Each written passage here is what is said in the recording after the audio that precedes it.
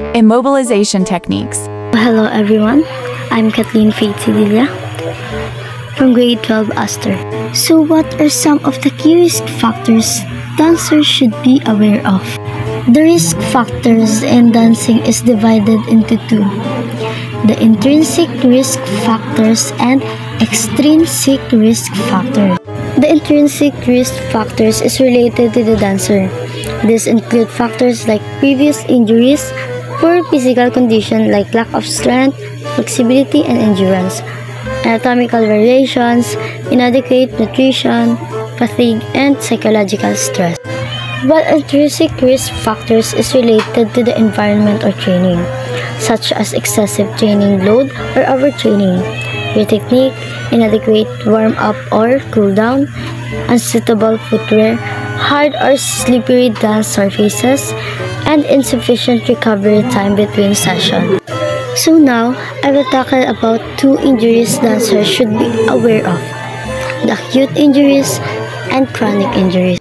Acute injuries occur when the mechanical force that is absorbed by the musculoskeletal structure is more than what is accustomed to, while chronic injuries occur due to repetitive trauma and the body is not given enough time to recover. You can use the Price method to manage the injury.